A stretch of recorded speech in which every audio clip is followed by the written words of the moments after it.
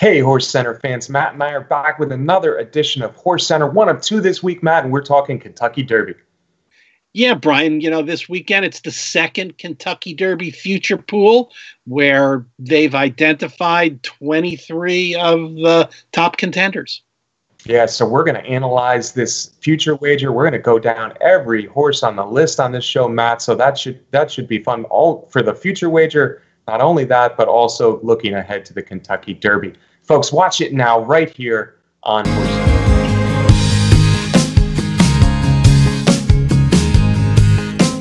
Welcome to another edition of HorseCenter, everyone. I am Brian Zipsy, and as always, I have the great pleasure of being joined by my co-host to the East Coast. That's Matt Schiffman. How are you today, Matt? I'm good, Brian. How are you, my friend? I'm doing well, Matt, and I'm ready to talk Kentucky Derby with you. If you don't mind, let's talk Derby to each other. Derby Future Wagers, Edition 2 for the 2019 Kentucky Derby is out, Matt. A little bit of surprise there for me, at least, seeing who's in the field of 20 and who's not. Of course, 24 is all other 3-year-olds, Matt. How about we just go down this list and talk about each one, because I know a lot of viewers out there want to put a little bit money, like we do, on the Kentucky Derby Future Wager. Yeah, it seems like a good idea. And even if you don't want to do that, fans, it's a great way for us to review what are certainly a lot of the top contenders for this year's Derby. They always throw in a couple of wacky ones on the list, so we'll get to them for sure. Wacky stuff, Matt. I like that word. Hey, Matt, the number one horse on this list is bred to be a good one for Mark Cassidy. I'm talking about Bourbon War. Matt, he's the son of Tappet and the nice mare from a few years ago, My Conquistador. So far, 2 for 3, listed at 50 to 1. What do you think? Yeah, and of course, when you say number one, you're referring to the fact that they list these horses in alphabetical order, so we'll be going down the list that way. 50 to 1 Morning Line, a son of Tappet. I think there's a few of those on the list. Was 4th in the Remsen and had a nice allowance win at Gulfstream Park. I think they're thinking about the Fountain of Youth next.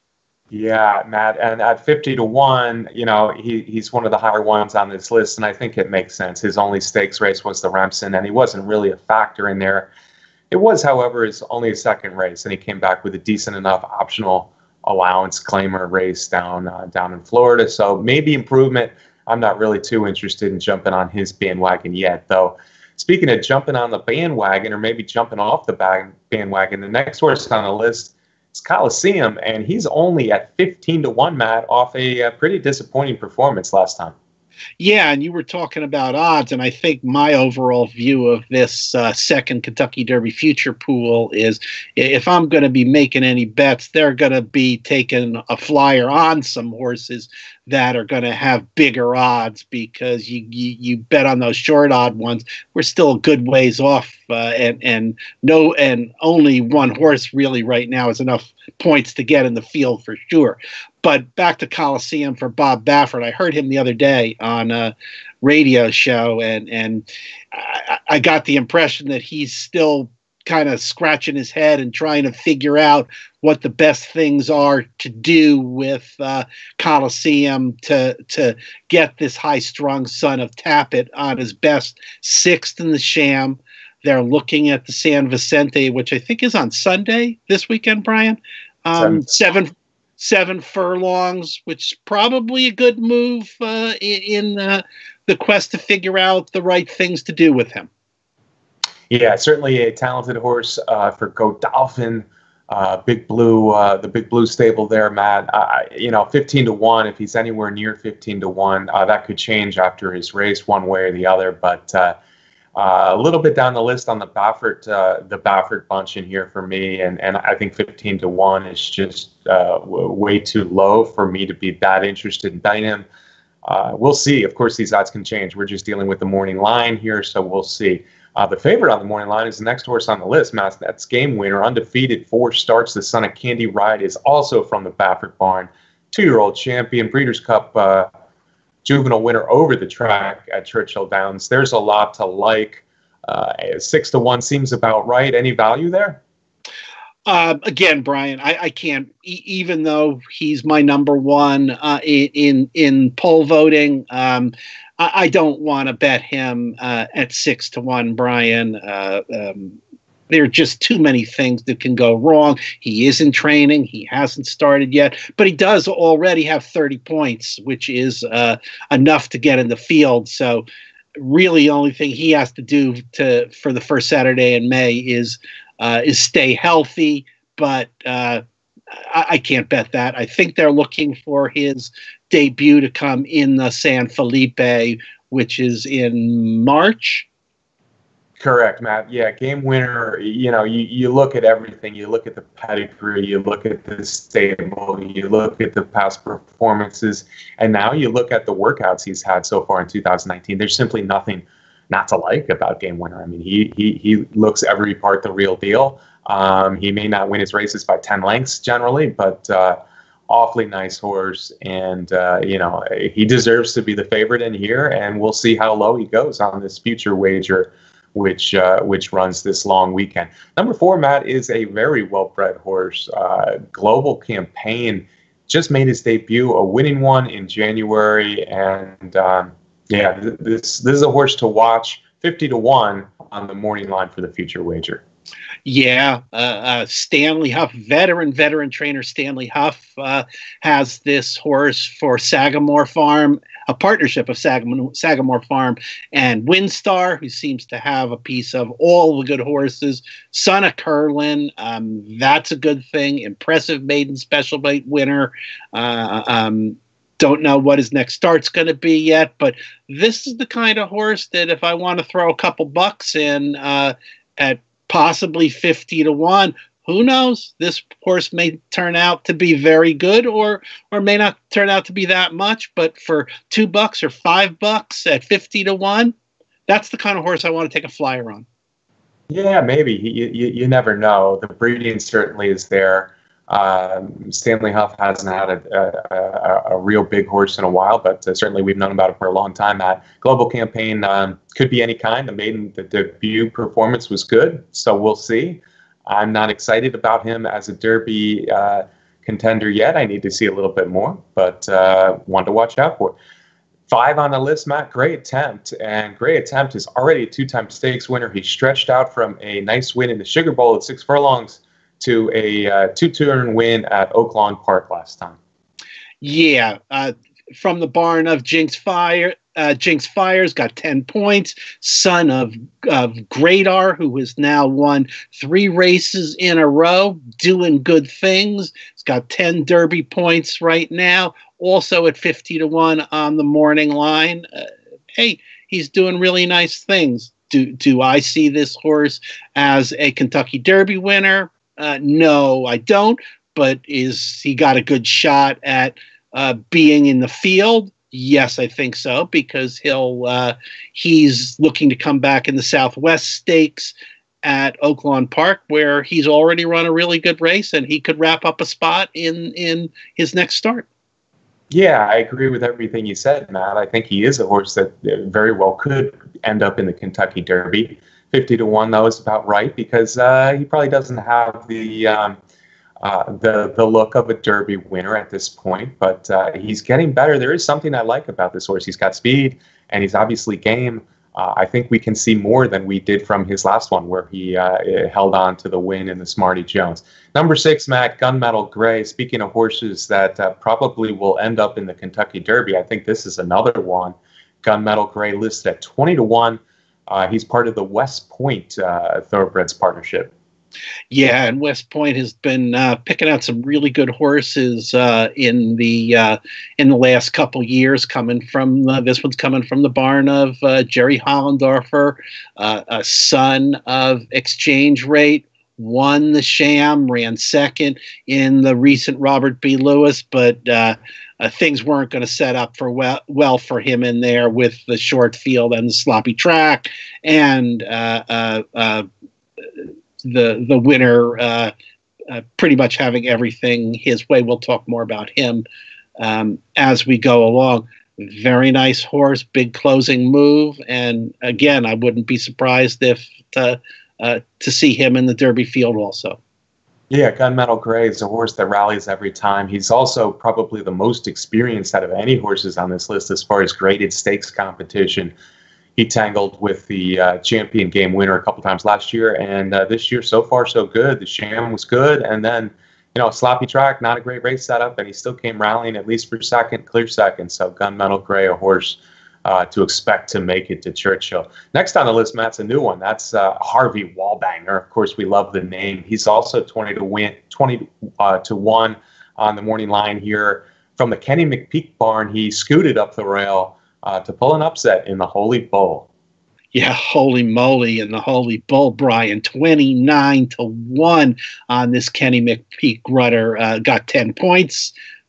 Derby qualifying points, son of Congrats. Hey, got a perfect setup for that rail ride in there. And he was followed by a 127 to 1 shot for second place in there as the early runner set a blistering pace and backed up in there.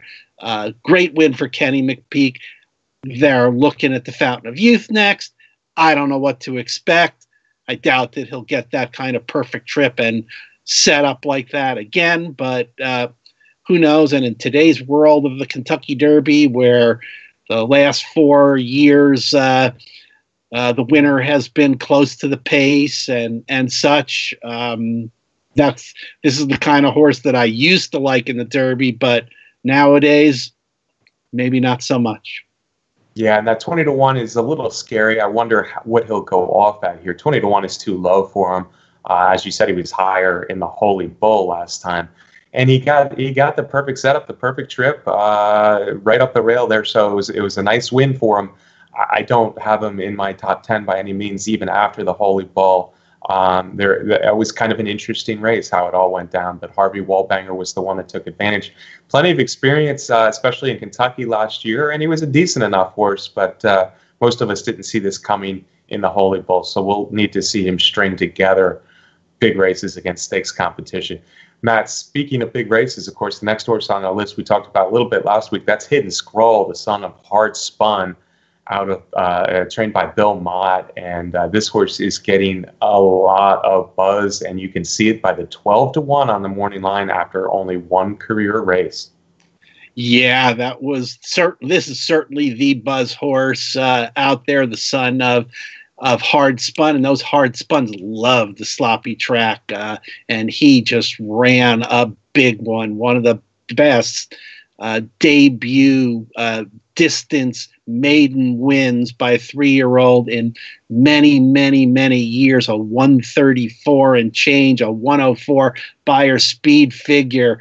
What's not to like on this one? But probably the odds that the horse is going to be in this future wager pool, I wouldn't want to think about him at lower than 12 to 1, which doesn't mean that I don't like the horse. As a matter of fact, in my latest East Coast scouting report on Horse Racing Nation, I made him my #1 horse. Okay, yeah, no, he's got a lot of potential. I like the breeding. I like Hard Spuns. Like you said, they run on slop, and he ran a hole in the wind on a track that was favoring speed. He showed speed, and he just ran fast all the way around that day. I want to see him on a fast track. Basically, if we're talking future wager, though, it boils down to I want to see more, because his only race was a maiden race, and it was on the slop. So tons of potential, but hard to recommend jumping on at lower odds than I want here in the future wager. Now, the next horse, Matt, is the second choice on the list, and that's Improbable. Improbable was an impressive winner at the Street Sense at Churchill Downs last fall, came back with a really good win in the Los Al Futurity, which may look even better after what Mucho Gusto did this weekend. So Improbable, the son of City Zip, also working well, also from trainer Bob Baffert. Looks like a horse that makes a lot of sense. He's at 8 to 1. Absolutely 3 for 3 in his career. I think at this point they might be looking at the Rebel at Oaklawn Park for his return. Baffert's always sent some horses there along the trail. Remember, he sent American Pharaoh to Oaklawn Park. Like you said, Brian, what's not to like about Improbable? Yeah, and he's actually number one on my list. So there you go, 8-1 second choice. Next on the list, another horse that we're all really waiting to see come back from the Jerry Hollendorfer barn. I speak of Instagram, the son of Into Mischief, who just, speaking of running a hole in the wind, did it in 2 sprints after being a really sought-after 2-year-old in training last year. Yeah, he sure did. Jerry Hollendorfer, 2 for 2. And after those big wins, his owner said, hey, I'm going to take him off of out of racing now, give him a chance to grow up, which isn't a bad thing to do with these 2-year-olds because he's thinking Kentucky Derby. Let him grow into his body and his legs a little bit. He's training now for his 2019 debut. I think they were considering the San Vicente for a while, but maybe the last word I saw was that they might go somewhere else. I don't know if that was because the fields come up pretty salty for the San Vicente. Yeah, no, I don't think they're avoiding anyone, Matt, but they are going to skip the San Vicente. It looks like the 7 furlong race. Maybe they tried 2 turns quickly for this one. Distance is the question. Talent is not the question. Distance is the question. I like the connections of Jerry Hollendorfer. Watch out for Instagram wherever he runs. 10-1. Hey, if you love him, maybe it's worth a shot. I don't know. The next horse, number 11 on our list, is Knicks Go, Matt. He's at 30-1. He ran second in the Breeders' Cup Juvenile last year. He's running Saturday at Tampa Bay in the Sam F. Davis. Yeah, Knicks Go was the surprise winner of the Breeders' Futurity before the Breeders' Cup Juvenile, and then backed up that performance with, again, we considered a surprising performance out in the Breeders' Cup at Churchill Downs. Didn't run well in the Kentucky Jockey Club, but now comes back in the Sam F. Davis, and it'll be interesting to see which Knicks Go we see in there, and we'll be able to consider that with the Sam F. Davis on Saturday and the future pool wagering odds at 30-1 in the morning line. That's an interesting price. Yeah, my advice on him, Matt, would be wait and see for the Sam F. Davis. I think the odds are going to be too low either way. If he doesn't run well in the Sam F. Davis, I think there's going to be already some money in there on him, and he'll probably be lower than he should be. But if he runs really big, then his odds will dip. Either way, I don't really love him for the Derby, and I don't even like him for the Sam F. Davis. It's a race that came up with a lot of speed, Matt, and I don't trust Knicks Go against some promising horses in there. So I'm betting against him in the Sam F. Davis, and I'm certainly not using him in the Derby future wager. The horse I do like, Matt, in the Sam F. Davis is from the Pletcher barn, a son of Super Saver named So Alive. Yeah, that's an interesting horse for Pletcher. Hopefully, he gets himself a contender there. There you go. Number 12, Matt, is Limonite. Limonite is from the Steve Asmussen barn, and we haven't seen him since the Kentucky Jockey Club last fall, but he was really running to be a fast-charging third in that race. 50-1 on the morning line. He's another one of those horses that you could see kind of picking up the pieces in these races and very well could make the Kentucky Derby field.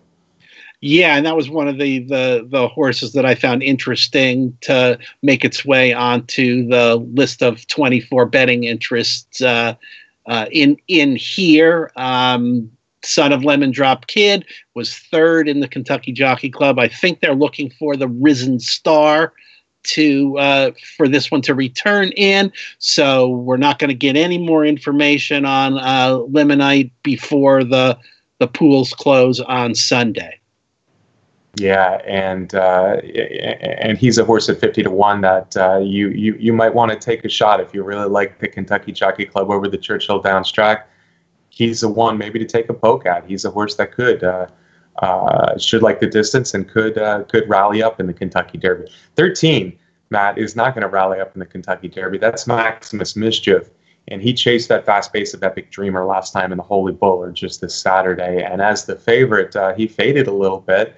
Wasn't beaten badly, but he was third to behind a couple long shots. I'm not giving up on Maximus Mischief. He's 20-1 in here. He might drift up because of that loss. What'd you see in the Holy Bull? Yeah, I'm not going to give up on him either, but especially because I think Brian Maximus Mischief left his race on the Gulfstream Park grounds before the gate even started. Reports are that he was really unruly walking from the barns over to the paddock and continued to do so in the paddock. By the time they got to the starting gate, he was really washed out, swimming in kidney sweat, and trainer Butch Reed said that was not typical of him in any of his other starts. So for that reason alone, Brian, I'll give him a pass on the Holy Bull and give him one more shot. I think they're looking at the Fountain of Youth to see if he can bounce back. Yeah, and we've seen a lot of Kentucky Derby winners over the years, Matt, fail at least once early in their 3-year-old season.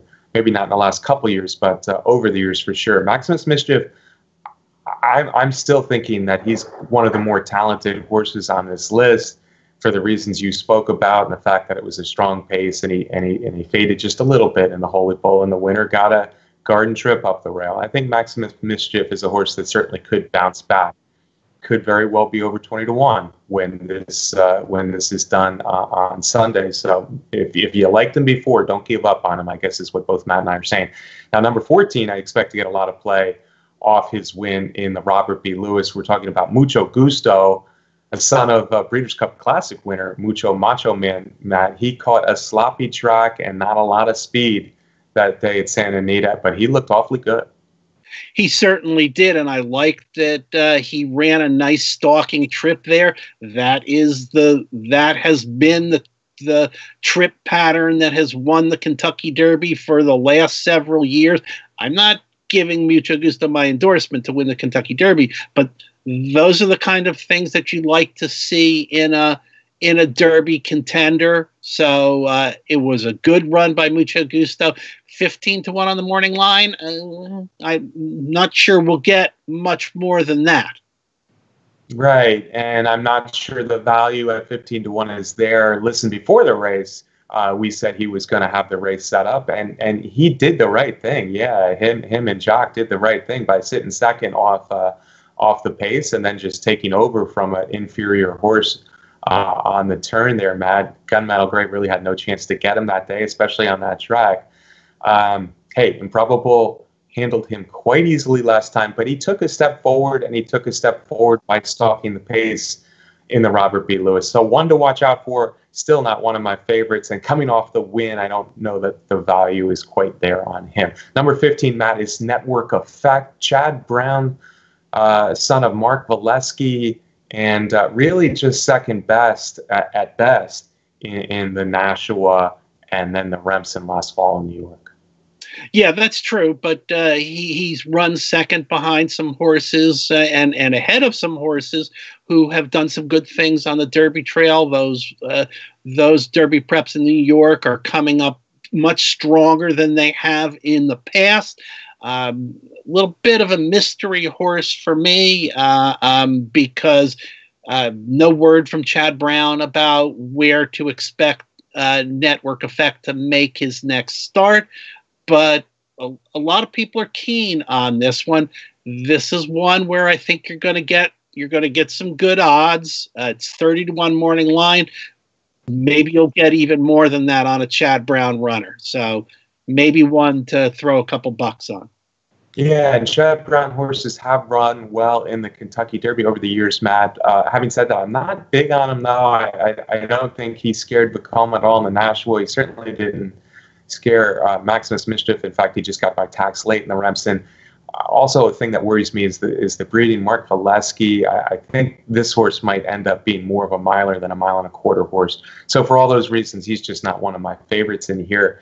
And even Chad Brown, that 30-1 probably won't go much higher just because of Chad Brown. Number 16, Matt, is Owendale. A little bit of surprise that he got on the list, 50-1. Although he's trained by Brad Cox, and the allowance race he won last time at Fairgrounds, an experienced horse, that allowance race at Fairgrounds was a good, solid field. Yeah, it was. It was a very nice field in there, and he ran really well. another son of Into Mischief that is on this list, looking to step up into the points races in the Risen Star. Maybe they were looking to throw in a horse for Brad Cox on the list. Number 17, Matt, on the list is Signalman. And Signalman is also trained by Kenny McBeek, who just won the Holy Bull with Harvey Wallbanger. Big, strong son of General Quarters, has been away since winning the Kentucky Jockey Club over the Churchill Downs track, Matt. I think he's one of both of our favorites. And the good news at 20-1 on the morning line is there's no races here to really make those odds go down. But on the other hand, he's working well.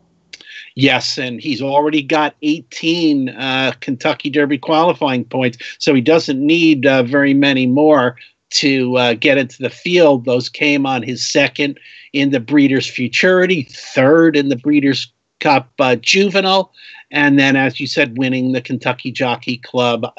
I like the horse a lot. 20-1 could be interesting, and Brian, I think we'll get at least 20-1.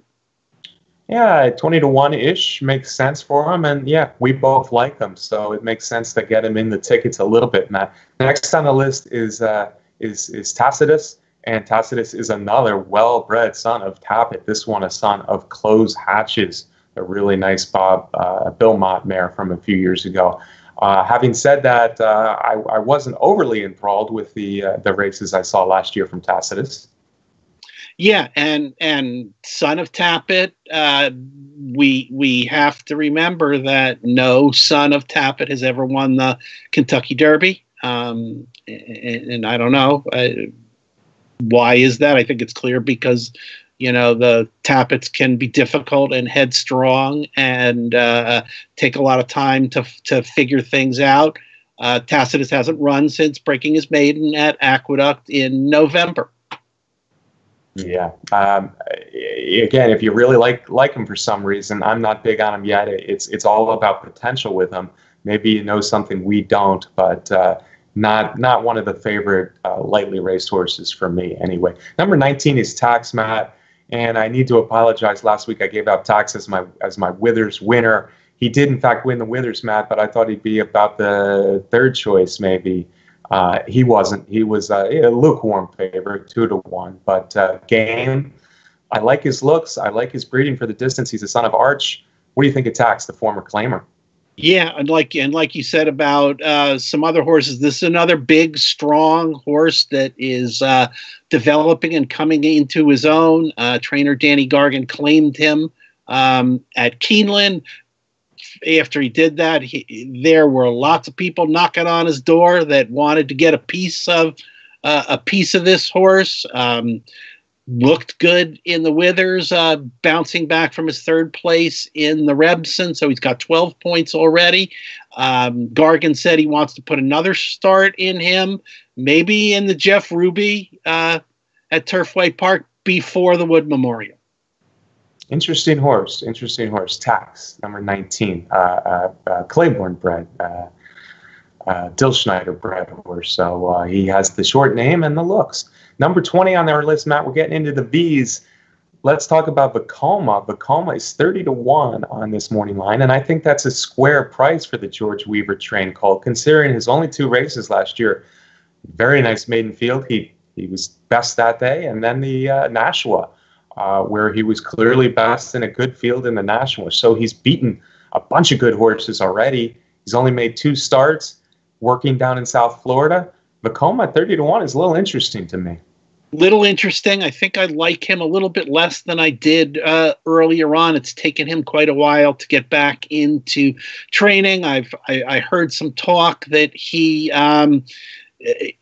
the way he runs on the track, he's not one of those easygoing horses on the track. So hearing that, it concerns me a little bit about his durability. And so he's likely to take just a couple shots at getting into the gate on the first Saturday of May. Clearly, though, Weaver has a talented horse in Vekoma. Next on the list, Matt's probably another talented horse, but horses that have come from Dubai have not necessarily fared well in the Kentucky Derby. This one I'm talking about is Walking Thunder, and he's really starred at Maidan in 3 starts over there. Certainly has. And Brian, because you're my friend, I'm going to ask you, you have to, Brian, if you see me starting to fall for the winner of the UAE Derby, and Walking Thunder could very well be that horse, but if you see me falling for the winner of the UAE Derby, Brian, you're my friend. Stop me. Yeah, it's tough to do, Matt. It's tough to come from Dubai. Kentucky Derby's tough enough anyway, and then to come from Dubai and do it is even tougher. I will say this is the son of Violence, and Violence clearly is one of the top young sires in the country, or new sires in the country. You get 50 to 1 on him, though. If you really love those races, he's romped in Dubai. Don't let me bet it. Go ahead. It's 60 to 1. Don't let me bet it, Brian. 50 to 1. Okay. I won't let you bet him. Don't bet him, Matt. Number 22 on the list is another real interesting horse to me, and that's War of Will, Matt. 30 to 1. I'm a little surprised that the Mark Casse trainee is 30 to 1. I wonder if we'll get that. If we do, I think he becomes one of my favorite horses to play in here. You got a really nice, solid foundation in good, solid turf racing, stakes turf racing, where he was very competitive. The son of Warfront out of a Sadler's Wells mare. Now, Sadler's Wells, of course, is one of the best sires, broodmare sires in the world the last 25 years, but that's distance, Matt. So he's got the ability to get a distance, I think, and 2 for 2 on dirt. 2 for 2 on since the switch to the dirt. His turf races were very nice and good quality also. And I agree with you, Brian, that 30 to 1 on this horse may be the most enticing future wager possibility. I think they're looking to stay at the fairgrounds and go to the Risen Star next time. Yeah, there's a bunch of interesting horses down there, but none for me more interesting than War of Will. Anywhere near 30 to 1, folks. I think he's definitely worth a play in here, the number 22. Number 23, Matt, win. He's won most of his races, 3 out of 4. He came from Laurel, where he ran his first 3 races, to absolutely air at Tampa Bay Downs. I've never seen 7 furlongs run so fast at Tampa than in the Pasco Stakes. But that was 7 furlongs. Kentucky Derby's 10 furlongs. Well, that's for sure, Brian. But 7 furlong victory is a nice prep for the Tampa Bay Derby, which they're looking for in his next start. It might be interesting if this horse can pick up enough points in there, and we get a horse like Win in the Derby.